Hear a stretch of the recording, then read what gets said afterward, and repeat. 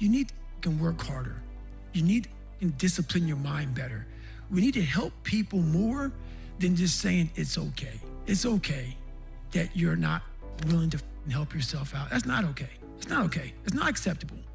Even though it's your life, if that's acceptable, that's unacceptable. And there's a lot of people in this world, me included, that if I accepted that, I wouldn't be anywhere. So yeah, a lot of people just, they start creating a narrative about themselves that make it okay. The ultimate get out of jail free card. And now the world is set up to have so many get out of jail free cards. Number one, you've got to work on yourself. It's very important that you engage in an ongoing process to develop you. Spend more time on yourself than what you've been spending. It's very important. You owe that to yourself. You'll get scared sometimes. Your mind will go blank on you. Some people you will allow to unnerve you. And you wonder, what's wrong with me? I'm not crazy. That's why you've got to learn to make a conscious, deliberate, determined effort to stand up inside yourself. Working on yourself, watching that inner dialogue, it will determine the quality of your life. I don't believe this. I know this. Happiness for most people is temporary. So success without fulfillment, that's called failure. You know somebody who's got everything they thought they wanted and they're not fulfilled, they got a real problem. So what's gonna make you fulfilled? Finding your gift, contribution. Life's not about me, it's about we. If we feel like we're contributing to someone else, then we don't just get something, we become something. And what you get never makes you happy long term. Who you become makes you very happy or very sad. So part of that art of fulfillment is, what's my contribution? The second part of it is appreciation. Some of you are contributing, but you're not taking the time to really appreciate. You're not noticing. Every moment of your life, you got to decide, what are you going to focus on and what does it mean and what are you going to do? Is it the end of the beginning? Are you being punished or rewarded? Meaning is where all life is shaped, and you have the power to change the meaning. How fast? You better ask a better question or come up with a better answer. But your education is not the most important thing in your life. I'm sorry, it's not. Your dream is the most important thing in this world. It tops your education. The principal came up on the stage while I was speaking. Don't ever say that to my school again. Well, I'm just telling you, dog. You can save your kids a lot of pain if you ever talk to them about their dreams. You got to talk to young people about their dreams. See, it's not your education. The Bible don't even mention education. It ain't even in there. Harvard ain't in there. UCLA ain't in there. The Bible says a man without a dream or vision shall perish. If you talk to kids about their dreams, your dreams can spur you to get the education.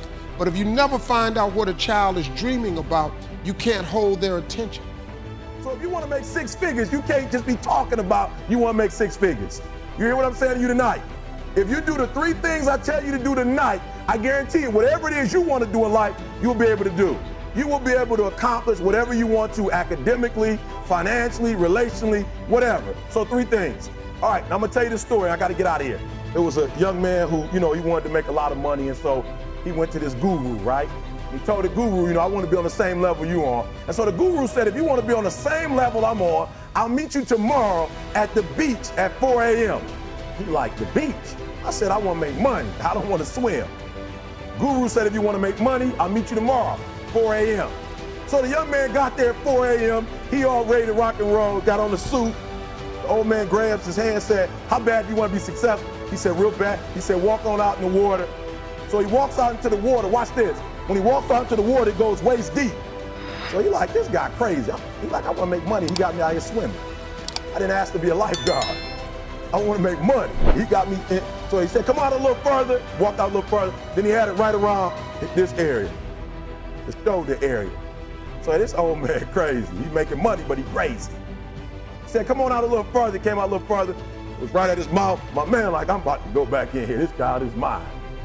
So the old man said, I thought you said you wanted to be successful. He said, I do. He said, walk a little further. He came, dropped his head in. He had him held down.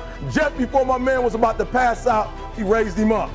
He said, I got a question for you. Somebody answered the question for me. He said, when you were underwater, what did you want to do? I said, I wanted to breathe. He told the guy, he said, when you want to succeed as bad as you want to breathe, then you'll be successful. I don't know how many of y'all got asthma in here today, but if you ever had an asthma attack before, you short of breath, SOB, shortness of breath, you wheezing. The only thing you trying to do is get some air. You don't care about no basketball game. You don't care what's on TV. You don't care about nobody calling you. You don't care about a party. The only thing you care about when you're trying to breathe is to get some fresh air. That's it.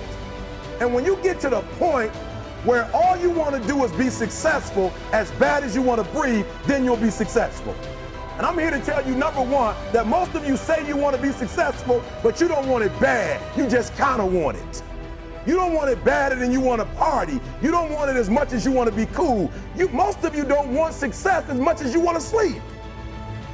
Some of you love sleep more than you love success. And I'm here to tell you today, if you're going to be successful, you've got to be willing to give up sleep. You got to be willing to work off for 3 hours of sleep, 2 hours. If you really want to be successful, some days you're going to have to stay up 3 days in a row.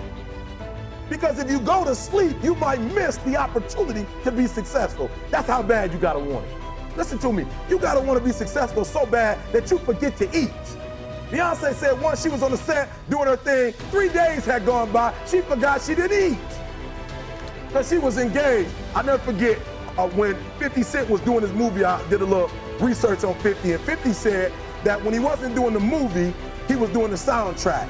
And they said, when do you sleep, 50? Sleep. He said, sleep. Sleep is for those people who are broke. I don't sleep. He said, I got an opportunity to make a dream become a reality. What helps me is to keep the hard times in the front of my mind, because it allows me to go into these big moments that I've worked my ass off, and you guys have worked your ass off. It allows me to go into these big moments with a different perspective. What it also does for me, and again, this is what works for me. I keep my back is up against this every day. It's against this wall, but it's up against this because it's what I believe in. And when my back is against this, then there's nowhere to go but that way. So I feel like this could be something, an ideology and mindset that could help you, if you look at it that way. Because you made it already. We made it. We're successful boys, and we're lucky boys to be where we're at. Well, you guys made it. Everybody's rich in the room. Nobody's gonna get evicted anymore. Anything you got, there's no more money problems, right? You got a lot of hands out now.